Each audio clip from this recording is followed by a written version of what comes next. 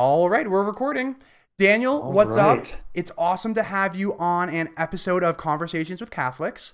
Um, you and I have talked a little bit over email, and you explained to me just briefly your religious history. You said that you were kind of like every different stripe of Protestantism. You went Methodist and Episcopalian and Baptist, right? And there was like other things too. I don't remember all of them. Um, Yeah. Well, okay. So it was Methodist. I was never Episcopalian per okay. se, or Baptist actually, but I I sort of I was raised in mm, well, on my father's side, it was a Methodist family, I guess, and my grandparents were very faithful Methodists, but my own parents, while they were quite they had quite a religious sensibility.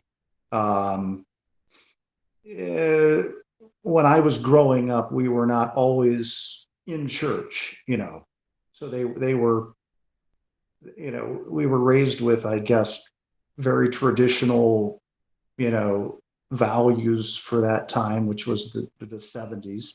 Um, but going to church or belonging to a church was sort of sporadic. So, at one time, uh, we got involved in a Pentecostal church that we went to for a while. So I have memories of that and of that experience. And then um, much of my uh, early childhood was my grandparents scooping us up and taking us to the Methodist church, where actually I was baptized and confirmed in the Methodist church. And then during my teen years, um, we got to where the family sort of drifted away from church attendance, and I was, I guess, um, getting to an age where I had a lot of curiosity on for myself. I was always a pretty diligent reader of the Bible. It's something my mother instilled in me from my earliest So, years. so how'd you wind up Catholic? No, I'm just kidding. I'm Yeah, just yeah, kidding. yeah, yeah, yeah, yeah, yeah, yeah. Where is this is not Yeah, starting in the no. right. We're not starting in the right direction. And yes, reading Catholics in the Bible. But from my earliest, it was really before I could read. My mother would started reading to me one of those children's Bibles, a storybook Bible. And then I just remember that by the time I learned to read, that I we were close to the end, and I finished it myself. So I have this memory. I still have this visual image of that last, the imagery, the pictures and the illustrations they had at the very end when they had their little one story finale with the apocalypse, and the vision of Saint John. And so anyway, but I finished reading that storybook Bible on my own, and then um, we always had Bibles, and the Bible is a special thing. So after finishing the storybook Bible, um, I started reading. Probably it was probably the King James Bible. It might have been a Living Bible or something, but I read through the Bible, not the entire Bible, but say the New Testament and some of the more popular sections of the Old Testament very early in my life. And it's something I think it's something that's been a consistent thing for my entire life, has always been, um, you know, engaging with the Bible and sort of reading it. So it was just something that was instilled in me early on. But in my teen years, where I was with that, um, I started just questioning and exploring. So all of these things you hear growing up that were never explicitly um, really, detailed for you. So you would hear a lot about end time scenarios and things like that, which I think always fascinate you when you're young, because it's exciting. And I was probably around 16 or 17 when I got my hands on some of the old Hal Lindsey material, and I got into that for a while, and all of this rapture phenomena, and reading the Book of Revelation and prophecies of Daniel and all of this stuff, and I got heavily wrapped up into that, and then not really being in attendance with a church, I sort of started reflecting very deeply, and I came to the personal conclusion that at that time in my mind, in my young teenage brain, it was the church ought to be. I was questioning this whole phenomenon of the thousands of denominations in Christianity, and why, if we only have this classic question, we only have one Bible, and why do we have all these denominations? And in my mind, I just thought I need to find a what I was explaining to in my own mind, how I was explaining it to myself as well. It would be sort of a non-denominational sort of group of, it's a very idealistic impulse that surely there is just this pure group of people that they just simply read the Bible and do what it says, and that, so it was that idealistic impulse. Well, it was during that time that I encountered some people in my life who were part of I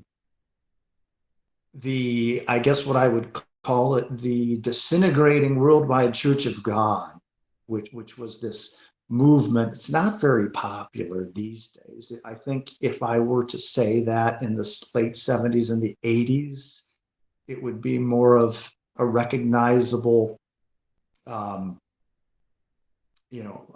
phenomenon, but it's really faded into the dust heap of history. But it was essentially this very fundamentalist Seventh Day church movement.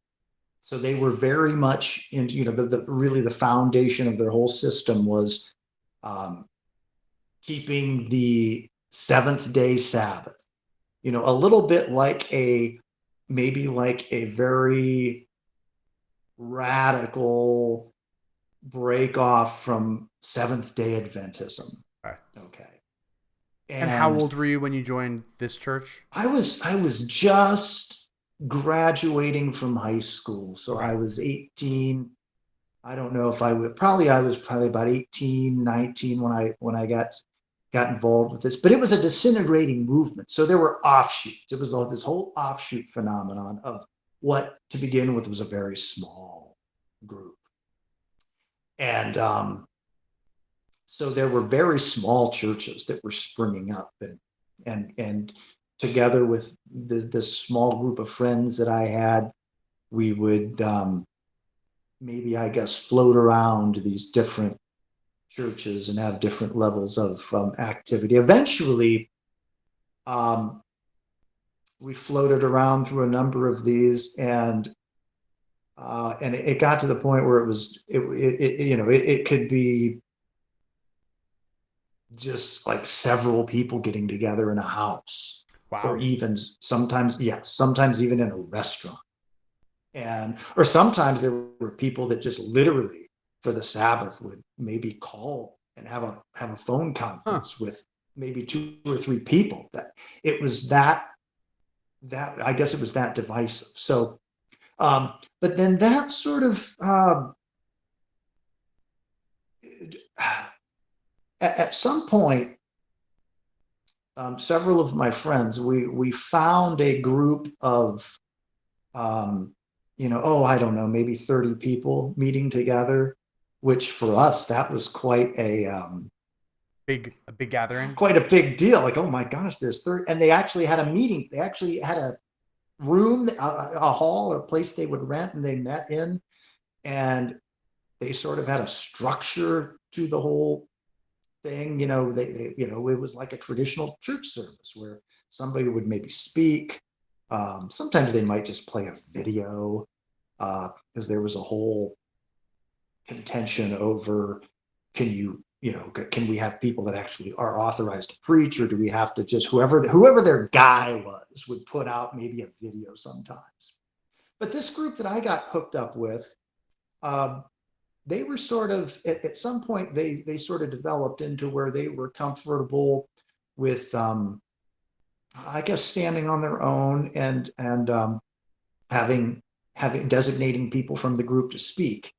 And then I sort of came up quickly through their little ranks and started speaking, sharing, and then quite ironically at one point, because I was by far the youngest person.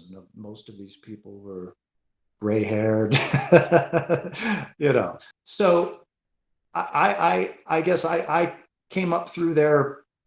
I guess they accepted me, and we would share speaking duties, and so I quickly became a speaker in this group. And then, ironically, this is where I was at. I They elected me or appointed me. I forget how it worked, whether it was an election or appointment, but we decided we wanted to have a structure to the church. So we decided we wanted elders and maybe deacons. So I became an elder. Briefly, I became an elder. Here I am, a young 20 something, and I'm the elder in a group of, Like the Mormons, right? Like, you can be an elder like when the, you're. yes, it was somewhat like that. But uh, so anyway, I was with that group till I was probably in my early 30s, because I was 33 when I was received into the Catholic Church. Okay. But so what happened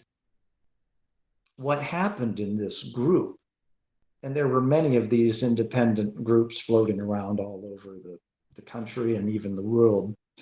But what happened as we got more and more, I guess, scattered and independent, there was more independent thinking that started to go on within all of these groups, and we would float around to different ones, and eventually we were within this small group. And the big question that started to come up, because the Seventh Day group that I was a part of never accepted the Trinity. Huh, Okay. really? Well, because they're ultra fundamentalist and there is no Trinity in the Bible. Yeah. Right? There's no Yeah. Trinity in the Bible. I mean, unless you take the commission passage about, go into all nations in the name of the Father and the Son and the Holy Spirit. But they were so fundamentalist, they would say, well, we can say those words. But the big contention was the Holy Spirit was not a person, it was a force. Right. So there was this very literal understanding of the word person.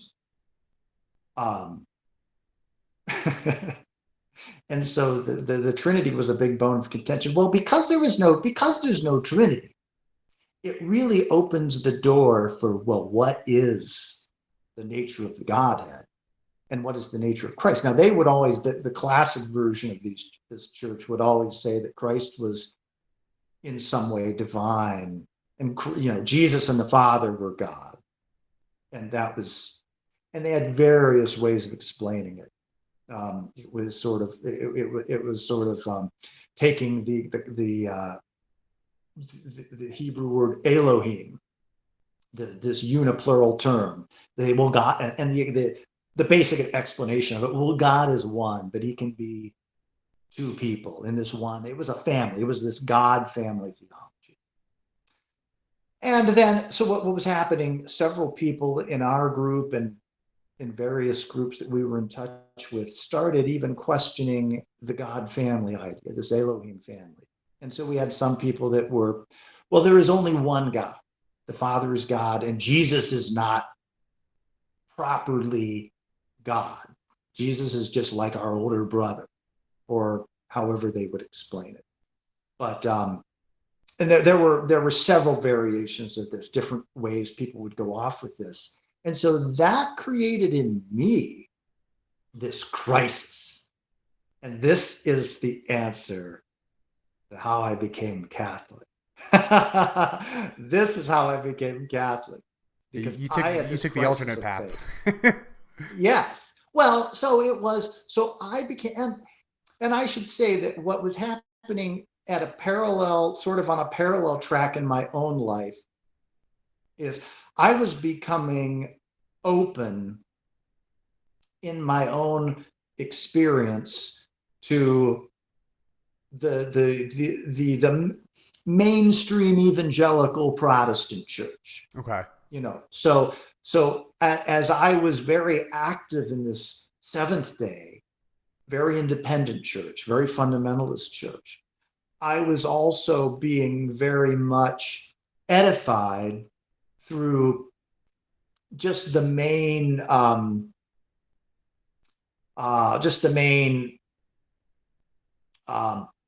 ministries of evangelical Christianity. So, like, I was very much into the programming of Moody Radio and things Okay. like Yeah. that. So back then, this would have been, I guess, the '90s, late '90s. I was very much inspired by people like R.C. Sproul, Hank Hanegraaff, who went on to convert to Orthodoxy. Huh. Hank Hanegraaff, he had this program called the Bible Answer Man, and it was really solid, um, systematic thinking. He was a very effective apologist, and so I would listen to folks like Hanegraaff, John MacArthur, Mhm. who I think is in the news lately because some of his folks are coming into the church, the Catholic Church, and I guess he's in a bit of an uproar lately. Yes. Um, which I haven't listened to John MacArthur since the '90s, but back then he was feeding me, and I don't think he would have been nearly as much of a firebrand as maybe he is today. Um, but so R.C. Sproul, John MacArthur, Hank Hanegraaff, those would have been, some of my big inspirations from the evangelical world, but I always stopped short of really embracing them. But they were certainly informing my thinking. So at one point, I had this, I guess I came to this maybe a crossroads where I had to say, okay, I'm being equally edified by these evangelical voices. But, my life is in the Seventh Day community.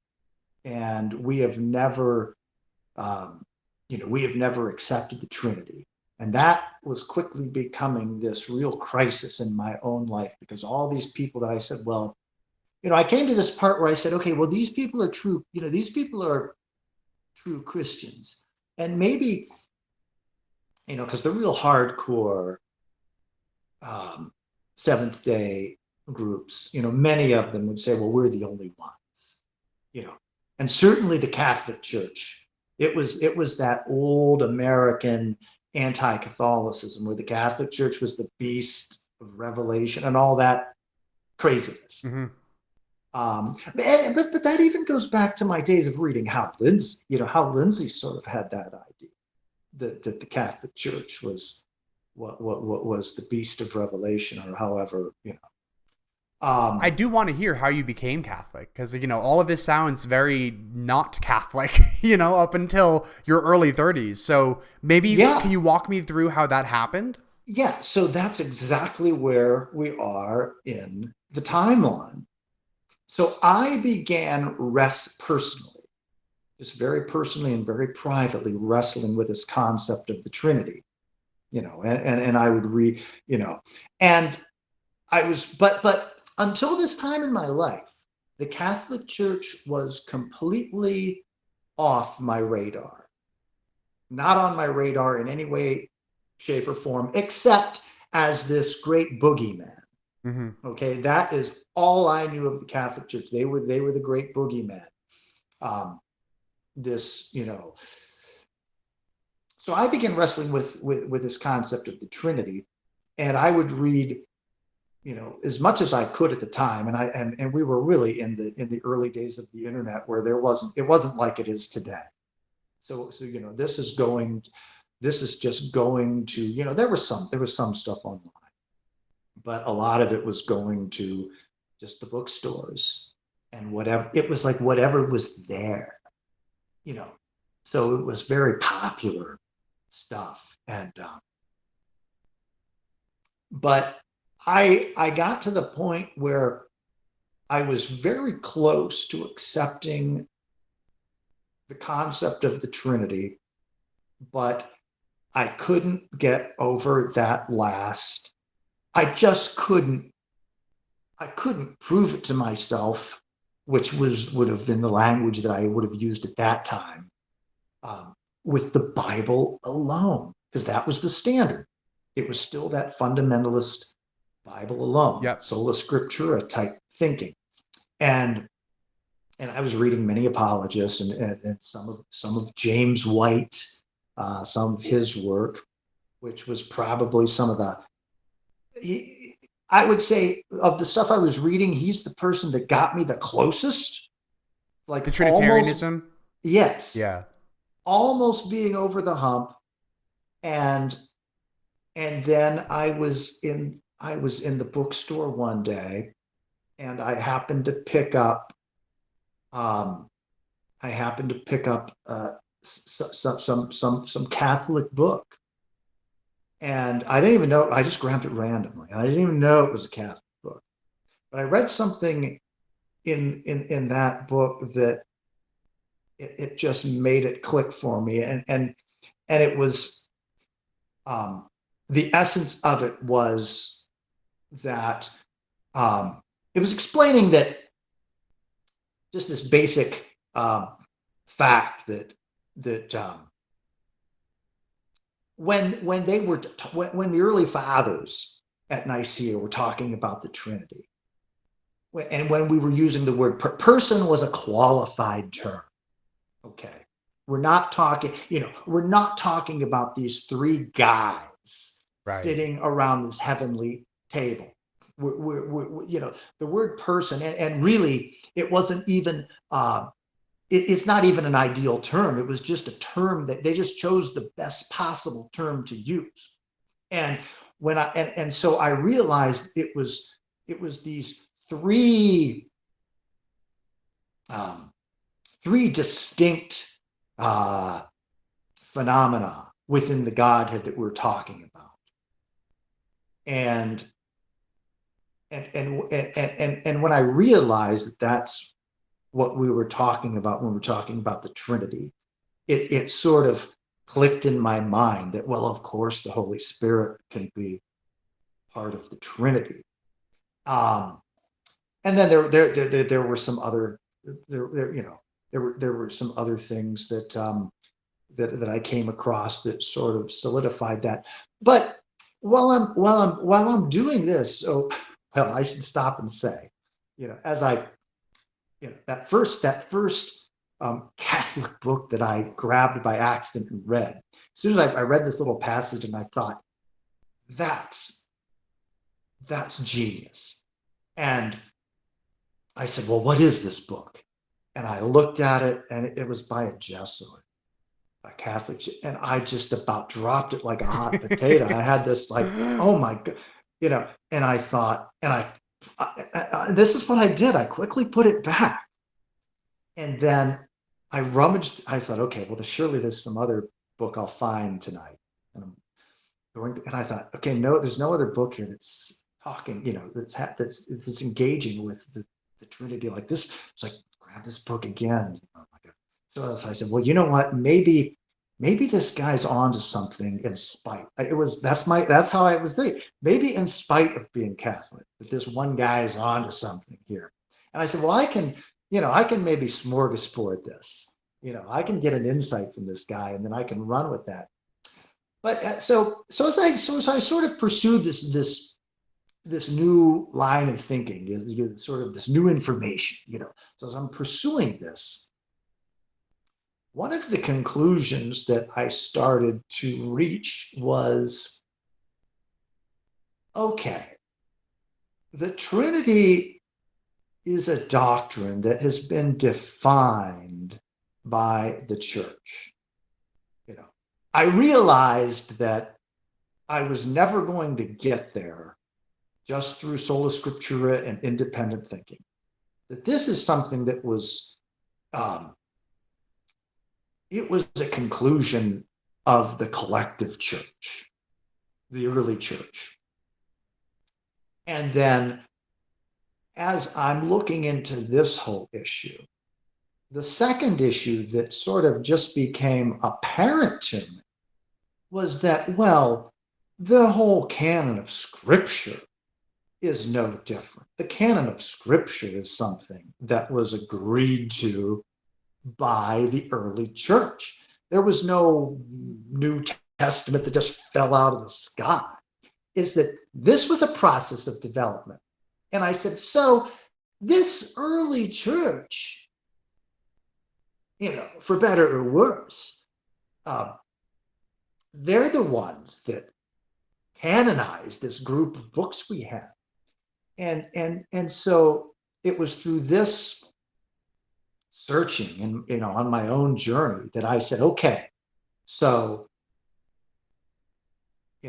I'm on board with the Trinity, and I think it makes great sense, but it's only a doctrine if there's a church to define it.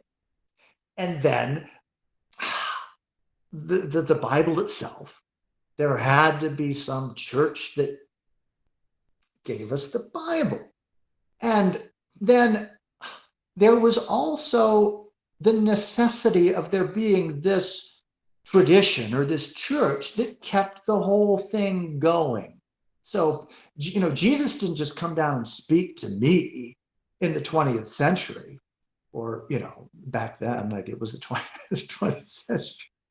I would have no idea who Jesus was had it not been for this tradition, this living tradition from me back to the time of Christ that delivered this to me and kept it alive. So then I was at this point of crisis in my life to say, okay, so I'm at a point where I'm saying, okay, I'm just about ready to be done with this fundamentalist Seventh-day thing that I was a part of, because I had journeyed so far beyond the whole premise of what that group was all about. I was still an active participant in it, but I'm on this whole journey of my own. It's getting to be like a Marcus Grodi episode.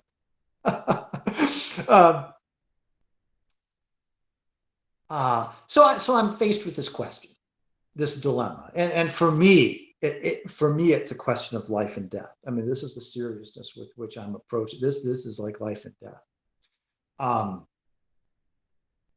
I'm saying, I'm becoming more a functioning part of what I would probably have called mainstream Christianity, just this main thrust of Christendom. And I'm being informed, my thinking's being informed by now some Catholic texts and some Catholic thinking, but I'm still very, that's still a very holding it at arm's length.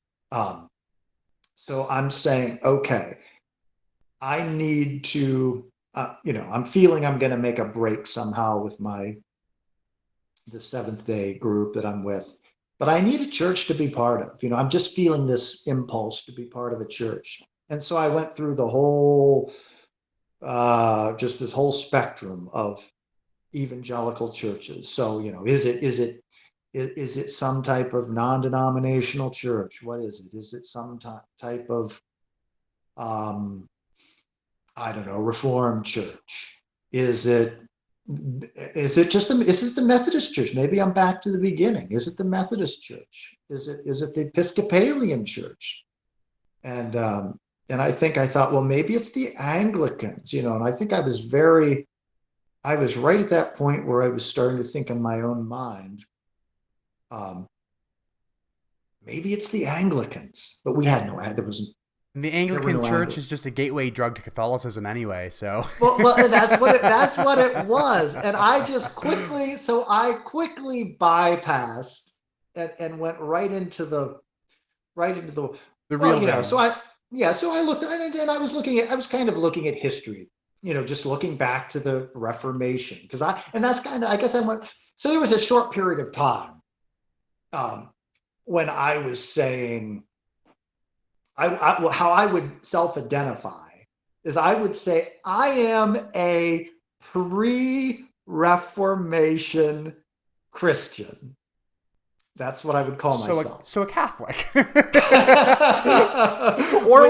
Without Orthodox. you're either Catholic or right. And so I'm a pre-Reformation Christian, and then it was not long before I just accepted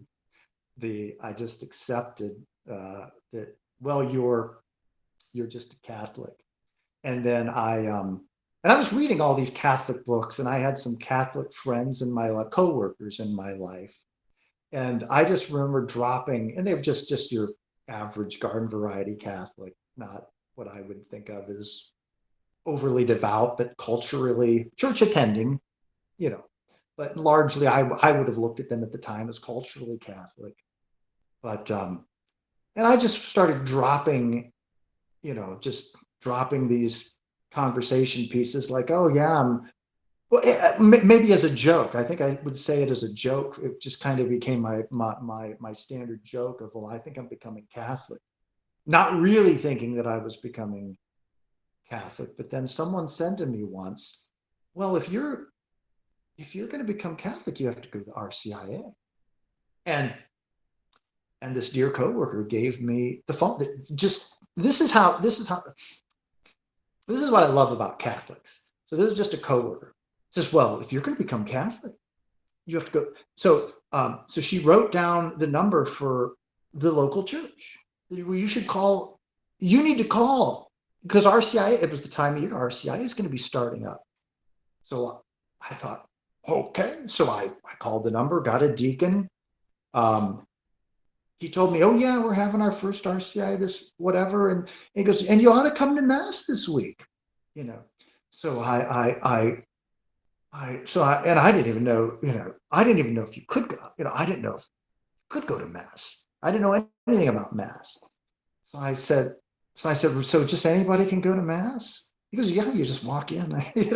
So I went to my first mass at a uh, very beautiful church, sort of a Gothic, built by the Germans. It's very beautiful, old Gothic church. And I just walked in and sat in as close to the back row as I could and just paid attention to not look out of place and kneel when I had to kneel. But it was just a beautiful, I just thought it was I just felt I was home right from the beginning. It was just this feeling of this is what I've been looking for. And then it was the next week the RCIA began, and I went through all of that. And then I was received. Then at Easter Vigil 2005, I was received into the church. Okay. So that's how. So that's the short answer to how I became Catholic. Okay. So I have a bunch of questions for you. Now that we got to you're Catholic. You said something over email that really piqued my interest.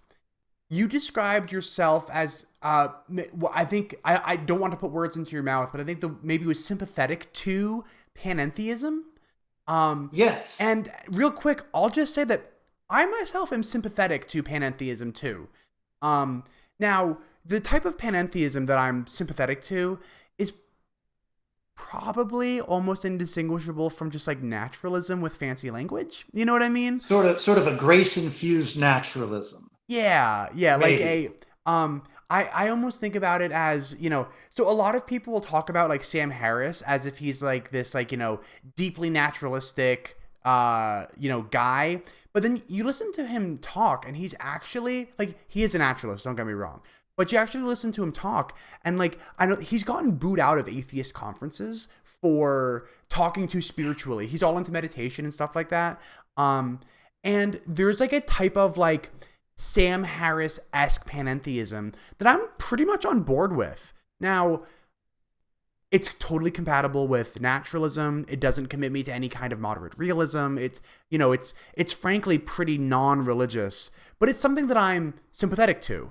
And so when you said that you almost like you'd be sympathetic to like a Catholic panentheism, I was like, what does this mean? Like we got to talk about Catholic panentheism. So Yes. tell me, what did you So, mean? Yeah. okay. So let me preface what I'm about to say. Just and I should quickly say, any any faithful Catholic who's watching, please don't turn off. Don't tune out right now. Please don't freak out.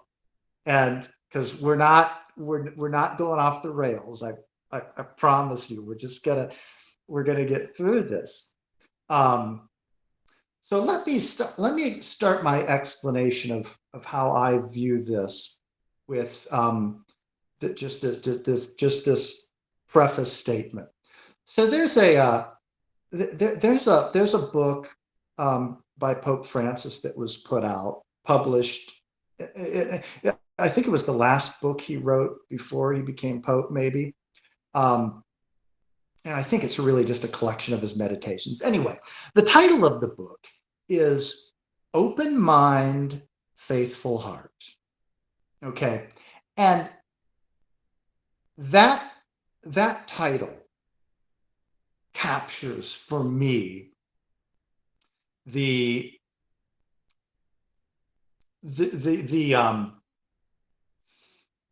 the framework for speculative investigations and just all sorts of speculating and exploring and any type of uh, you know just thinking about how the mystery can be. Okay, when we contemplate the mystery of what we mean when we're talking about God. Okay, obviously we can go in many different directions. So I use as my let's say my guardrails this concept of open mind, faithful heart. So wherever my personal speculations take me, I'm always I I'm always aware and humble enough, let's say, to qualify sort of where my own speculations take me. To I'm always submitting to the broader tradition, the broader Catholic Orthodox tradition. Okay. So that would be the first thing to say. We got the That's how I disclaimer. operate. That's how I operate. Open mind, faithful heart.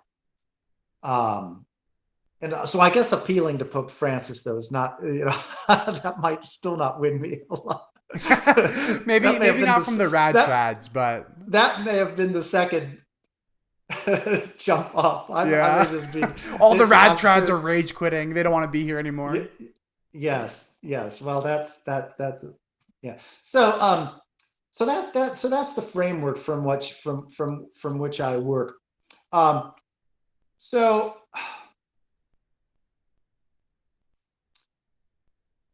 so I would say stating that, then the next thing I would say, the next thing I would lay down is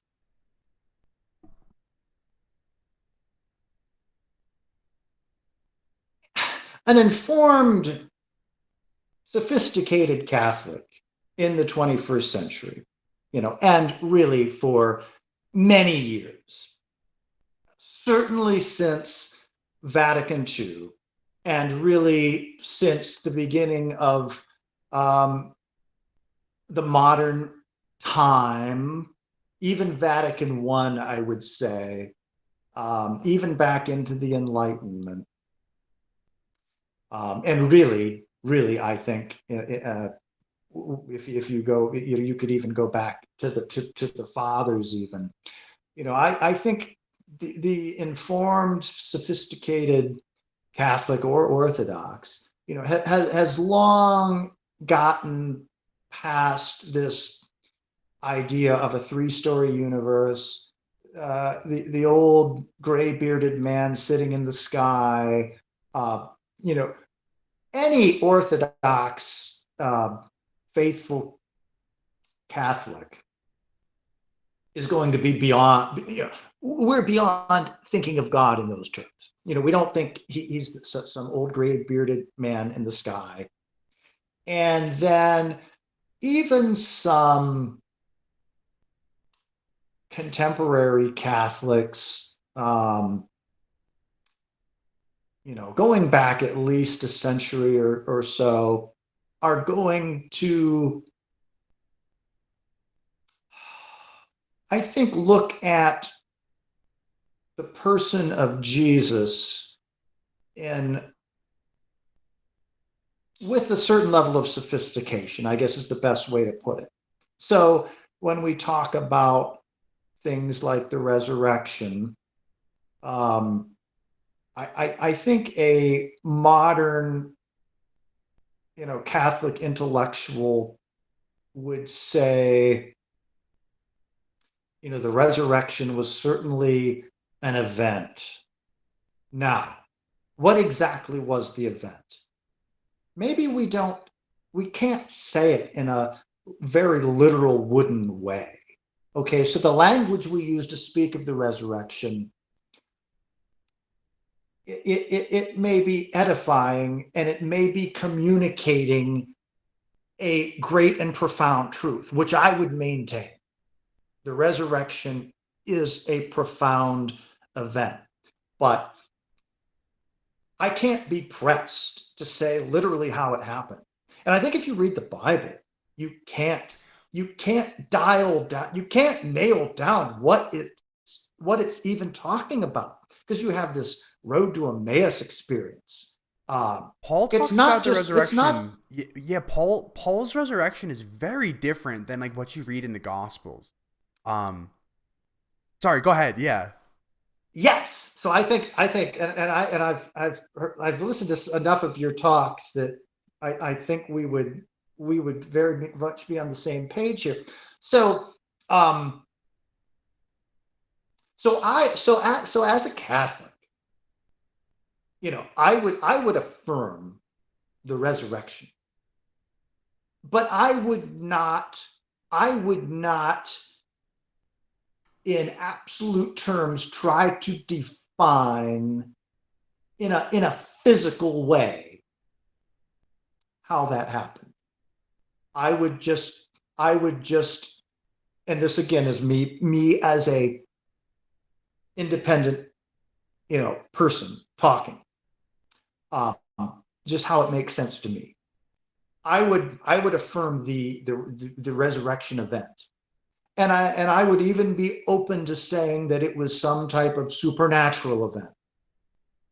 But exactly what it was, I think it's a mystery, and I think that's one of the beautiful things about the Catholic Church is that we have mysteries.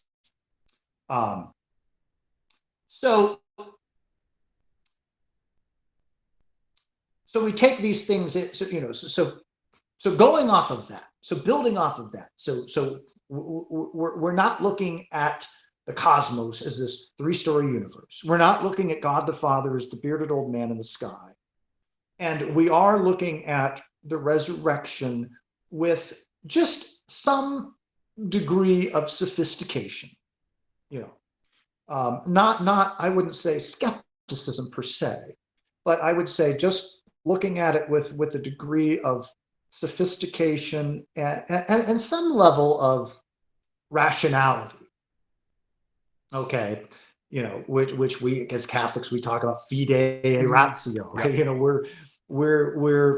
We're not purely fideists, but we're not purely That was rational. Okay, Ratzinger. Fides et Ratio. That was Ratzinger. I think that was, I yes, I think that think. was, I think I could that be was, wrong, I so think don't that quote me was on that. But Ratzinger. Yeah, well, I'm not good at quoting things like that, but I think he did write. I mean, I think it's a concept, but I think he wrote a document on it. Uh, so building off of this, I guess in my own personal prayer and meditation experience, you know, when I think about God, I think, okay, so well, let me quickly say, I gravitate towards this idea that you know God is just the sum totality, and the sum totality and the great origin of all. Okay, that's sort of what I gravitate to.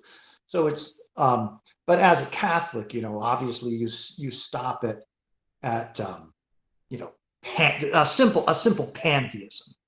I don't think, okay, just the whole everything, just it is like God is just everything it is. Okay, I don't accept that. That would be the old pantheistic idea. But this idea that God is all in all, and God is the one, that philosophical text that was quoted in Acts. The one in whom we live, and God is in whom the one in whom we live and move and have our being. Okay, that is the foundation for any Catholics who sort of embrace the idea of panentheism. That is their, you know, that is their starting text. Um, so I sort of, when I try to imagine, so I guess that's what I'm saying. When I try to imagine God in my own prayer and meditation, obviously I'm not thinking of the old bearded man in the sky, and I'm not thinking of a simplistic Jesus sitting on a cloud with the old bearded man and the dove and everything. I'm seriously wrestling with this. Like, okay, let's take the resurrection event at face value. Let's just accept it. Now, how can it be? Okay, I ask myself this, and I just tend to gravitate towards this very panentheistic way of thinking. Now, having said that, I should maybe even temper that with um, a statement about my own prayer and meditation experience. And this might be a good time to speak a little about uh, Ratzinger, Benedict 16, and how he has played a great role in this. And it was sort of, I guess it was indirect, but I give him credit. So during the pandemic, I had a little bit of a reawakening of my own faith, because I had been Catholic. I say I've been Catholic long enough now that I could just, I think of myself as a normal garden variety cultural Catholic in a way.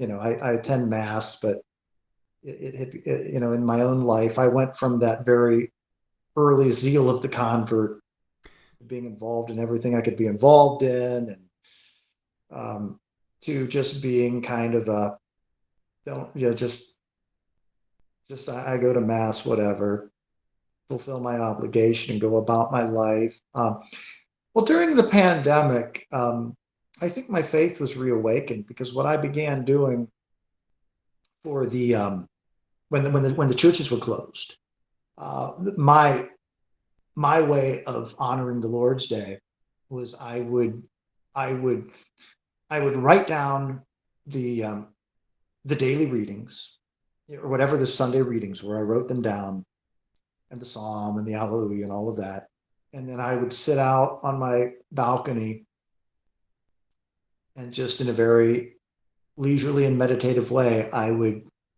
read through the Sunday readings. And then oftentimes I would keep a notepad with me, and sometimes I'd be greatly inspired at the readings. And I'd write thoughts, and it was sort of my own little informal journal. Um, well, that became so enriching for me that I sort of said, well, why don't I do something like this every day? Why don't I? This is such a great thing to do. Why don't I sit out and sort of sky watch, meditate, and this I guess this practice sort of arose out of that.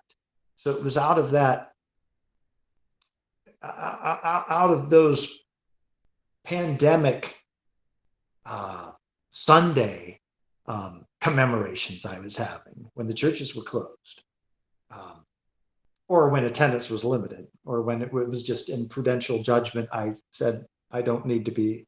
There were some diehards, that were going There to always are. but then I was like, okay, I'm going to be prudential about this.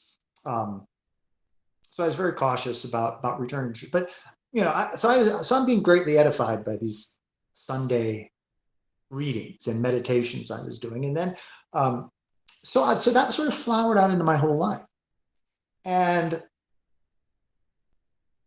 so as this develops, one of my prayer vehicles became the Our Father.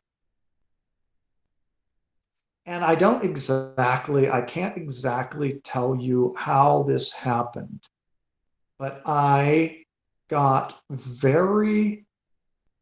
became very drawn to the Our Father as a template for prayer and meditation. And so I began meditating deeply on the Our Father. I learned, or I should say I memorized the Our Father in Latin, began saying it in Latin. Not that I have any sort of trad tendencies whatsoever, because you say Wait, Latin. can I try it right now? It's been like years, like 5 or 6 years Oh since yeah, I oh said yeah, it. yes, let's do it. Okay, Yes. hold on. So let me see how far I I can get know. without you helping. Let me Right. see. Pater noster, qui es in celi, sanctificetur nomen tuum, adveniat regnum tuum, fiat voluntas tua, sicut in cielo et in terra. Uh, hold on. Panem. Panem Panem. noster quotidianum de nobis hodie, et benedicta tuit mulieribus, et benedicta fructus ventris tui, Jesus? Something like that? No. Or You did I ended. start? What did you end with Tui Jesus? So Ah. there's no mention of Jesus in the. Let Oh, me see good. if I Yeah. let me see if I can pick it up from the middle, from the second half. Okay. And I'm not good, and I might have to start at the beginning to get, because Yes. if No. Go I'm not, ahead. if I, like if you're not in the right headspace, sometimes it Yeah. just doesn't roll off. Yeah. Like, and I'd still, like, some days I'll just rattle the whole thing off, and I'm pretty good at it. But let me see if I can pick up from the middle. So panem nostrum quotidianum da nobis hodie, et dimite nobis debita nostra, sicut et nos diminimus debitoribus nostris, et ne nos Inducas inducas in in tentationem, tentationem, sed libera libera nos nos a a malo. malo. There it is. Okay. Thank you. Yeah. I was So, close. and I think your pronunciation was, I say it like I say some pretty pig Latin Well, pronunciation. you know what's funny is that I say it as if it was just Italian, but that's not the actual way to pronounce Latin. So, I grew up tradi, right? Well, So there's church Latin, then there's classical Latin. There's Exactly. different, right? But Yes.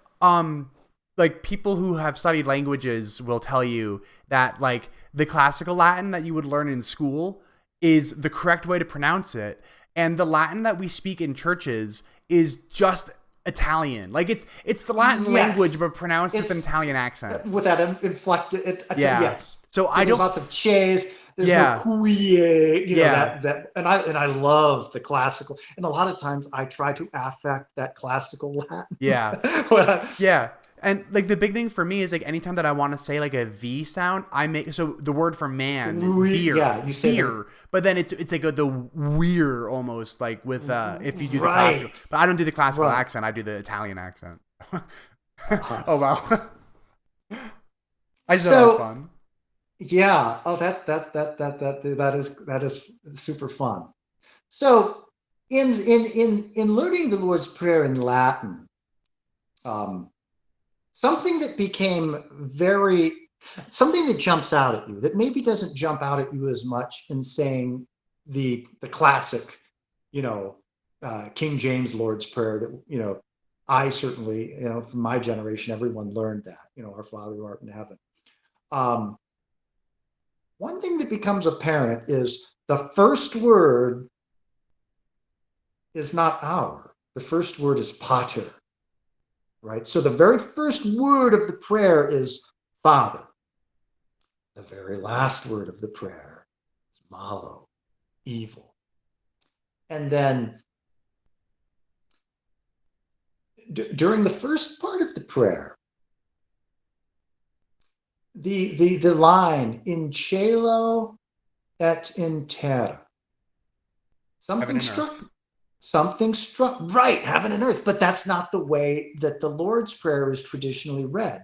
We usually say on earth as it As it is is in in heaven. heaven. Yeah.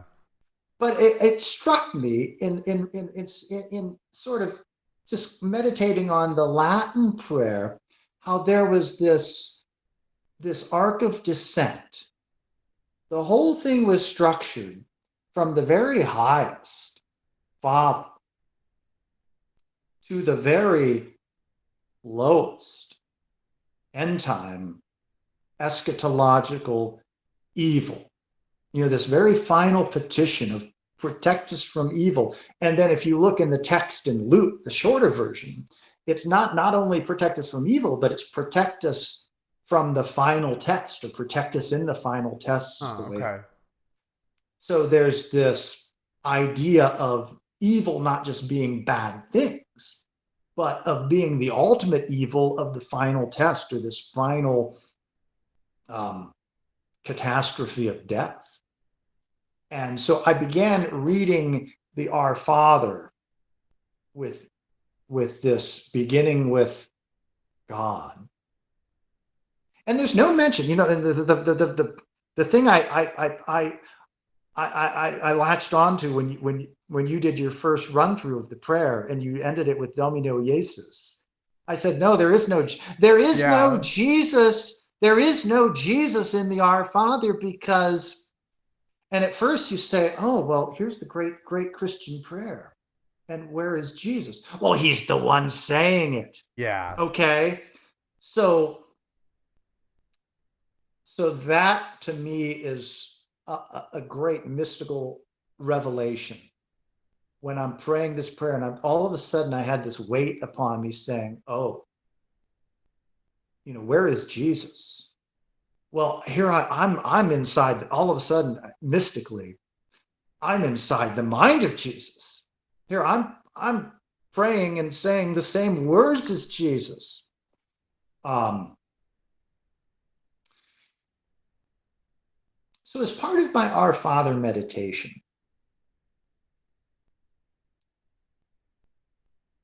and I pray through the prayer in different ways depending on what my daily schedule is. If I'm in a great hurry someday, I rattle through it pretty quickly and say, okay, I'm off to the races. It's a Potter knows.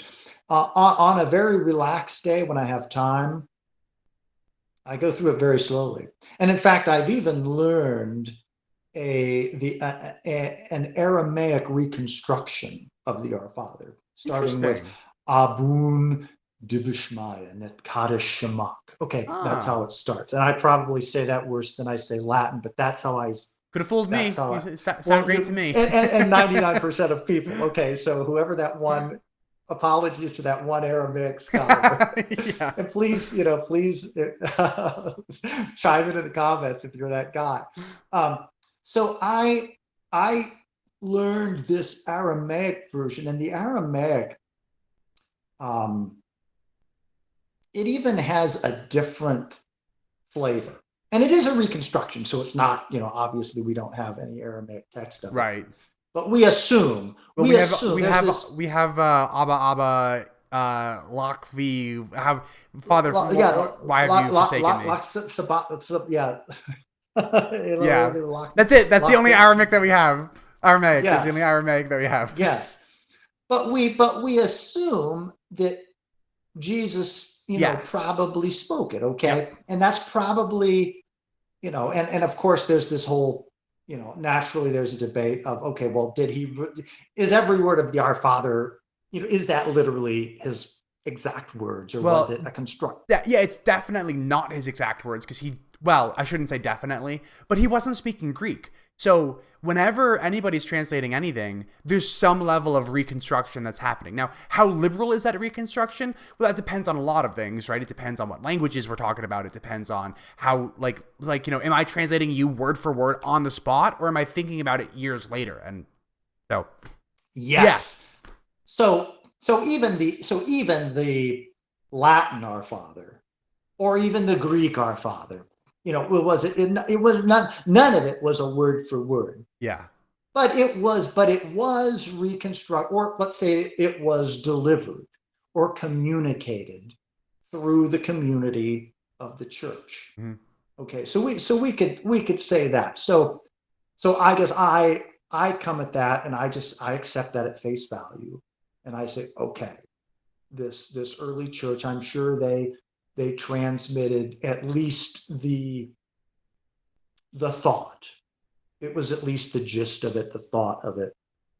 Um, but I guess I sort of, in a romantic way, sort of imagine Jesus saying something very much like it. I Yeah, guess that's what I would say. I think my Jesus, it said something very much like it. yeah, Okay, and I'm good enough with that. yeah, So so so I learned this Aramaic reconstruction of it, and I say, okay, this is probably very close to what Jesus probably said. And so sometimes when I meditate upon it, I found that I would pause on the first word, and I would say either Pater Noster, or I would say Abun, or even sometimes I try to read it in the Greek, although I'm not there. You know, same. I I know enough Greek letters that I can read Greek text, and if I can see enough words, I have this Greek Bible, and if I see enough words that I recognize, it's like trying to read any foreign language and know what's going on. To be honest, And if it's a yeah, you sound like you can do Greek better than I can. I'm hopeless when it comes to Greek. I go to the interlinear Bible so that it has it in Greek and English like right on top of oh each oh other. Then I can actually, shit. yeah. So like I'll look for the word to word so it makes the English sound a little funny because it's literally word for word. So it's the Yeah, right, um right. So it's like but that's Yoda that's speak. the only way that I can actually look at the original Greek is if I just look at an interlinear Bible. Otherwise, I don't know what I'm Well, doing. and I'm basically that way too. But I try to I try to engage with it as much as possible. You know, I guess, and maybe you've picked up on it by now, but if it's not abundantly clear, I am certainly the classic jack of all trades, master of none. And I don't even say I'm a jack of all trades. I say I am the jack of many trades, and I'm not even close to mastery in anything. And I'm fully aware that the other old trope is, I certainly am aware that I know just enough to be dangerous. That's the kind of, think rhyme. I know enough to be Jay. I dabble with everything, The way that I you know. phrased it is that sometimes I'll say something to the effect of, I know enough to realize how much I don't know. Yes, It's right, right. But okay, so let's say you saying that, this is something else I thought, you know, and I think we could have, I would be open to having further discussions same. because we haven't even scratched the surface of, I feel like, things we could talk about. I was just thinking But the same thing. And I've kept you already for an hour and 18 and minutes. So I want to be yeah. respectful of your time, but there's so much that we could talk about. So Well, we'll let me maybe finish this yeah. thought Yeah, absolutely. of this of what the Our Father, how it has informed me Yeah. in my recent journey. And I was going to uh, tie into this the role of Pope Benedict, Pope Emeritus, or whatever. What do we call him now that he's? Probably just Pope, at I least guess he's. for the next couple years until it's Pope Saint, probably. But Well, that will be an interesting thing. Does he become a saint? I Um, wouldn't be surprised. The recent popes have seemed to get canonized pretty quick. well, it's going to depend on which way the church, That's actually a very fair point. where the trajectory of the church, because by all accounts, we're really looking at our next pope being very much in the same vein As as Francis. a Francis, Hmm. and probably being even a little more of a Francis. Yeah. And personally, I'm the type I don't think I don't see that as a bad thing. So, me neither, but I also don't call myself Catholic anymore, so I don't think my opinion counts for much. Well, can I just say, and I've heard you say this in so many videos, and every time you say this, I just laugh and say, I say, Kevin is the most Catholic person. You are, I think we can make jokes about Kevin is so Catholic that he can say the Our Father in Latin from memory off the cuff. Okay. Kevin Almost, is almost. we I can didn't well, quite I nail think it. it I think at the second crack you would have nailed it. But that's no, and I know, and I think I've heard you say that you're maybe, it depends on how you define what It being does. Catholic It is. does. Yeah. When I talk to So a real so Catholic, I'll say like I'm not a Catholic because like a real Catholic probably thinks about Catholic in this like do you go to church every Sunday kind of way? And no, I don't go to church on Sundays. So, mhm, mhm. but at the same time, like what's the definition of a Catholic? Well, it's somebody who's been baptized and who hasn't been excommunicated and hasn't apostatized. And I haven't officially apostatized. Like, I haven't written a letter Of to the course. Archbishop of the diocese in which I was baptized and asked for my name to be struck from the register. And I haven't been excommunicated yet. It's not too late, but, not yet. You're not a. I don't think you're. No, I think you're on the journey. I think you could be on a journey to become a big enough fish, but I don't think you're a big enough fish yet to Oh, be no, I don't. And right. I would be shocked if. Plus, we have. I mean, we could go through a whole list of ultra progressive Catholics. Oh, yeah. You would have to. I don't think I don't think you would have to do something so extreme Yeah, especially since to I make it pretty like well known that like yeah, I call myself like the non-traditional Catholic, but I often put like an X in front of it anyway just cuz I like to be super upfront with where I'm at. Like I'm not trying to trick Catholics into thinking that I'm Catholic when I'm secretly not. You know what I mean? Like I'm not trying to trick anybody. right. So let me just maybe share, and this is a tangent. I This love is a bit of a tangents. this is a tangent because I do want to tie this Yes. whole thing back into Benedict, okay? Yeah. Just because of where we are in history and in respect for his passing. Um, but I just wanted to, so of course I think we probably watch a lot of the same media, the same YouTube personalities. I know you've shared that you have this history of calling into Catholic Answers, Yeah. which makes me chuckle because the whole model of, just that whole Catholic Answers model is one. It's like low key corporate, the model. Like there's Yes. no way, and there's they have some very good apologists on there. I love Some Jimmy very, Akin. I really do. I love Jimmy Akin. what a great guy. Yeah. They have some not quite Jimmy Akin apologists on there. There's a whole spectrum. Uh, which there was an even greater spectrum when when I first came into the church. They really had some um, beginner, like really entry level, very well meaning, but Everybody starts somewhere. apologetics has come a long way. Um, but so I think we follow some of the same people, but as far as a lot this new phenomenon of the YouTube Catholic, this is something that's just sprung up in Mm-hmm. recent years, and I mean the independent YouTube Catholic. You know, um, uh, not naming any names, but all the we probably watch all the same folks, which is probably obviously how your video came into my feed to begin with. And I said, well, here's a new one, Not quite like the but others. but I often find myself being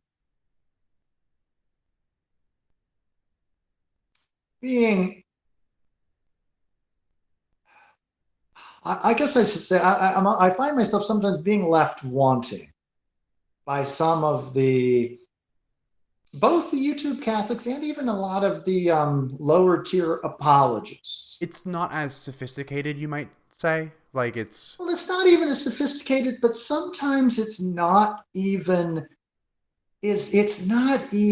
genuine. I yes, it's feel not like truth seeking. It's just about reinforcing whatever you already believe. it's Yeah. about being right. It's about winning the Right. argument. It's about, it's about making this apologetic case Yeah. for, and I am so done with that. I think, but it has its place. Okay. A lot of that was very valuable to me as a new Catholic, just trying to orient myself, Right. just trying to get oriented, say, okay, so what is it that we really believe? What is it that the Catholic Church believes? And some of those apologetics were very helpful. But once you're in, I mean, once you're a practicing Catholic, um, it for me, at least personally, it's time to go deeper. Okay, I already know what I believe, and and then the other aspect of the apologetics is uh, an apologetic is only as good, until your defense of the faith is only as good as it is until the next guy comes along that is better than you. You know, and this is a never ending. You know, this Yeah. is just a never ending battle. There's always going to be someone that comes along that that is better that is a better apologist. There's always going to be someone that comes along that blows your guy out of the water. And I always think of that image of Moses and the miracle of the rod and the snake, where Moses goes to Pharaoh and God tells him, well, just throw down your staff and it'll turn into a snake. And that's how you'll prove that you're legit. Okay. That's how Moses was going to prove he was legit. My magic He is goes, better than yours. and then so what does Pharaoh do? Pharaoh brings his guys out and they throw down their rods and they become serpents. And then, so then Moses, but then no, Moses grabs his, I think that's how it goes. He grabs his by the tail and then his, His like eats and the it, other serpents, yeah, right? his eats Yeah. theirs. And so, Yeah. but I think that to me is like the perfect image of the apologetic battle. Yes. There's always the one-upsmanship that's Yes. happening. There's always Yeah. you're always So I'm sure if we could reinvent that, or we could go back, we could say if they would have stayed endlessly around Pharaoh's throne, that they would have just kept one-upping themselves with these tricks, and you know So that's the way I mean, I think that's sort of a comical way to see the whole. So that, the whole enterprise is valuable, and God bless every, from the best qualified to the least qualified, anyone out there engaging, God bless them. God bless you, all these people. But they do. But I am often aggravated, because they're just winning a battle or trying to one up the next guy, or trying to sort of like Tribalism. circle the. It's ultra Yeah. tribal, Yeah. especially in the most recent days with this, Yeah. with this advent of this hyper trad movement, Yes. and the, well, we'll just not name names, but there's some pretty toxic trads out there Oh yeah. that really, some of them I just can't, there's some of these guys I just can't, a lot of them I just to be informed, because sometimes I get I get my news of what Francis is up to through the trads, because they're the ones that are, he's on the radar for. Yeah. So I think, oh, what did I say? Oh, Francis said this. Well, I might like that. But I get it through it. So I have to suffer through this radical, toxic trad Yeah. video just to see what, because everyone else was like, oh ho hum, no one else covered it, Not but the trad, newsworthy. yeah, but the trads were all over it. I was like, oh, Yeah. what did he say? um, so having said all that, what I was going to say is, is when I came across your material, I thought, this guy's really authentic. This guy is this guy's really earnest. And I think that comes out in almost every one of your videos. Thank you. That there's this real earnestness to it. There's this real authenticity. And part of it, I think, is because I guess you've come to this point where I gather just from, I haven't watched all your stuff, but I've watched a handful. And I gather, okay, so this guy's come to this point where it's almost like you don't really have a dog in the fight so Yeah. much. Yeah. So that's kind of your operating Exactly. framework. Yep. I'm from And I think Kentucky, so maybe I you, say I don't have a I horse think in the maybe race. a horse in the race, or whatever the Yeah. political, whatever we're allowed to say these days. That's right. That's right. Whatever it is that we're allowed, what is that, even the horse in the, I think that's even, frowned upon. But, but I think, there's probably a sense that I think you do and you don't. I think, because obviously you're invested in it in some way. It's obviously something that there's something you care about. Yeah. Yeah. Um, the way that I sometimes talk about it is, so I'll talk about it in a couple different ways. Sometimes I'll say something like, this is my Pascal's wager. So, like, I've kind of just admitted to myself what I know and what I don't know, what I believe and what I don't believe. And I've decided, like, hey, look, I'm going to spend the rest of my life on this truth-seeking mission.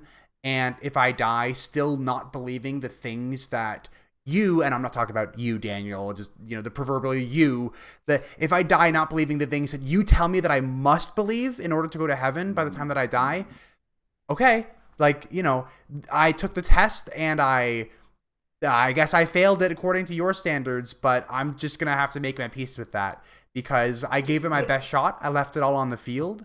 And, if there is a God at the end of all of this and he says to me like, hey, like, why didn't you die with the right beliefs? I'll be able to tell him, like, look him square in the eyes and say, well, it wasn't for lack of trying. Yes.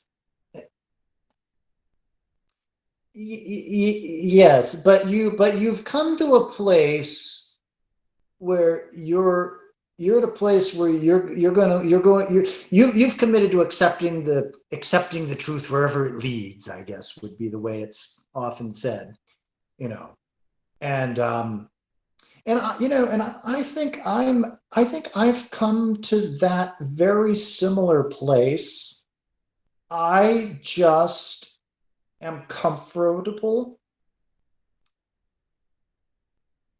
doing that within within the body of the church.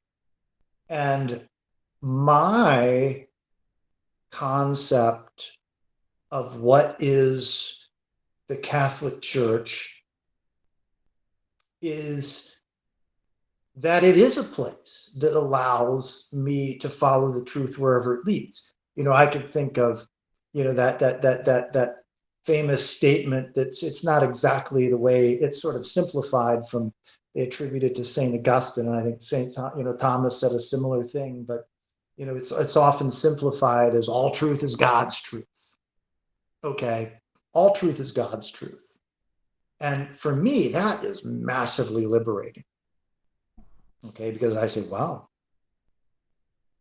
if if it's true, then it's God's truth. And then I would also say, I think you can rest in, I guess, somewhat good company, because there was that report of Pope Francis answering the little boy. You've heard about this, where the little boy asked Francis if his Is my atheist dad in father heaven? was in Yeah. heaven, and he just said a very pastoral, comforting thing to the little. He said, "Well, was he a good man? And did he love you?" The little boy said, "Yes." And he says, "Well, if he was a good and sincere man, then of course he's in heaven, you know." And okay, you're speaking to a child, so you Yeah. You're say, not. okay, he's in heaven. Do we think people? That's a whole nother thing. Do we think people are in heaven? What does it mean to be in heaven? We could talk about all of these things. And I think maybe another thing that if we haven't scared everybody away by now, the other thing I think I mentioned in my little um, personal description of myself in our email dialogues is that I'm very much persuaded uh, by the Hans Urs von Balthasar, um, hope and salvation for all. Hope in the ultimate salvation of all, and the hope in the empty hell. That's something that um, I take a lot of. I guess it gives me a lot of comfort. Um, and that's something that's becoming more and more accepted now. When I and I was into that before I was even Catholic. I mean, I was that whole idea was on my radar way back in my fundamentalist days. I came across that. There was Balthasar. There was uh, Karl Barth. And his was a little different take on it. He's more of a universal salvation kind of guy. And then of course there was Origen.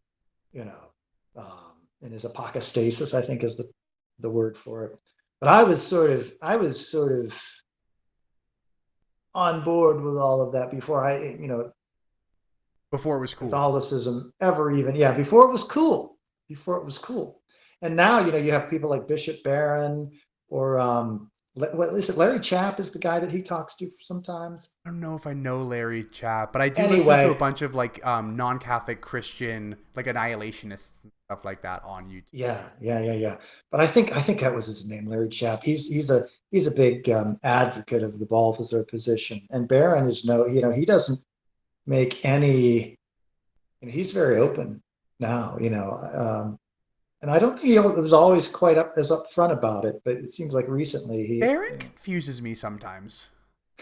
Like sometimes I don't know if he's like this really like hardline kind of like traditional minded Catholic, and then sometimes he comes across as pretty darn progressive. And like I'm like, who are you, Bishop Barron? Like, what are you? And what I think is that I think at his very core, I think he has what I would call a very progressive core, because he'll give sermons and talks like about the philosophy of Derrida. I mean, he'll be talking to this group of bishops, and his sermon will be about Derrida or any, all sorts of things. And I think, okay, this guy, and he talks about Marx, and I mean, he's very well read. Yeah. He's and obviously, he's a schooled, not like, we're just some armchair guys. Yeah. He's like Right. he's like the real deal. He's like He actually schooled in went to all this. seminary and studied this stuff. Yes, and he Yeah. became a bishop. Right. So he became Yeah. so he's done his diligence. But so my view of him, the way I kind of square that in my own mind is I say, okay, I think this guy at his core has some, he has some very progressive tendencies as a core, but I think he tempers it with a very pastoral, you know, a very pastoral approach. So I think if you could talk to a Bishop Barron just over coffee and privately with no cameras on, I think you could get into some really interesting things. But I think at the end of the day, I think he sees himself as a pastor, and I think he's like, okay, let's just rein some of this in. And I think he kind of says as much. There's a book. What does it read? Something about, I forget the title of it. I have the book, and I haven't read it all, but I kind of speed read through the whole thing just to see what the gist of it was. Because I'm always like the cheerleader, like, I want you to, I'm kind of I'm always cheering him sort of in a more progressive direction. I'm wanting him to come out, but he's always tempering it. But, in this book, he starts the book talking about, he mentions this, the book by Roger Haight, Jesus, Symbol of God, which was like kind of the CDF kind of put the kibosh on Roger when he came out with that book. And that book was influential on me. I'm reading this, coming into the church thinking, now I don't understand it all. I maybe not agree with it all, but there's some really good things that are being addressed in here. Just this very, just the problem of how do we communicate the Christian message, the Catholic message, the gospel itself to a postmodern, multicultural world. How do we speak authentically and communicate to this crowd? But so here he is. Here he has this book. He mentions Roger Haight by name, the book Jesus, Symbol of God. He talks about Hans Kung and Skillybix, who I'm kind of, and I don't pretend at all to have digested the works of Edward Skillybix, but and I can't even say, I don't even know if I can say his name right, but I'm sort of fascinated by. I think that some of these guys, some of the ones that came out of Vatican II and went off more in the progressive direction, whether or not they're doing it in a most effective way, what I would say is they're identifying the problem. They're firmly wrestling with the problem of how to be a Christian, an authentic Christian and Catholic in this multicultural postmodern world. Okay. So that's my thoughts on Barron. But and I'm a massive fan of, if there's anybody out there in the YouTube and social media space that's doing just a really solid work for me, that's my guy. Even though I'm more of I probably lean just a little more on the progressive end than where he's willing to go. But I don't think there's a whole lot that he would say that I would disagree with. Yeah. So, okay, so let me bring Benedict back into this discussion. I was actually just gonna say, do you want to leave Benedict for next time? Only because it is getting a little bit late, and I've kept it for an hour and 42 minutes. So what if we Yeah, leave? well, maybe I just sum it up in a Sure. minute, Yeah. Okay. and then we wrap it, because I think I can, and then we can maybe revisit. Maybe we can Perfect. revisit it Perfect. and dive into it. But yes, we could. Yes, if you don't pull the plug on me, it'll be midnight here. But so after Benedict passed, okay, and I have a great admiration for Benedict, and I guess he was my pope, because I came in right in the last week of John Paul II, and naturally, in my whole journey into the faith, I was a big fan of John Paul II. And then so right away, I'm 1 week into the church, and John Paul II passes, and then so I that was when I was in my most great zeal of the my zeal of the convert experience. And so Benedict was very important to me. um and when he first was elected, and then he I don't know how long, I forget how long it was, he wrote his Jesus of Nazareth. He began writing those Jesus of Nazareth books. And so that was something I read at the time, Jesus of Nazareth, the first volume, and then his the one on the Passion Week I read. The infancy narrative somehow escaped me, because I think I was uh, just into my cultural Catholicism when that came out. But so when he passed, I picked up my Jesus of Nazareth book to just look something up. And what struck me when I opened up Jesus of Nazareth Volume 1 is, and I'd forgotten about this. It was just had completely escaped my mind. But right there in the very middle of the book, he has a whole chapter dedicated to the Our Father. And not only dedicated to the Our Father, but dedicated to the explaining the Our Father in the way I have been praying it, from this starting with God, going through this whole descent down to, and he even sees the Our Father in his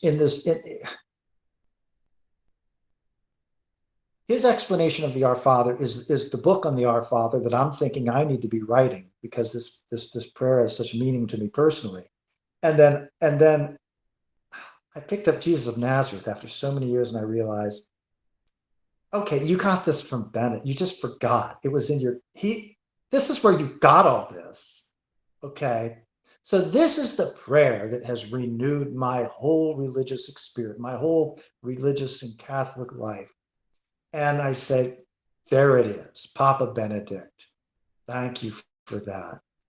The Our Father, and he even he enumerates the Our Father. He breaks it into 10 statements, and he compares it to this sort of, he parallels it with the 10 Commandments. Just as the commandments start out with, honor the Lord, the Lord thy God, have no other God, starts out with God.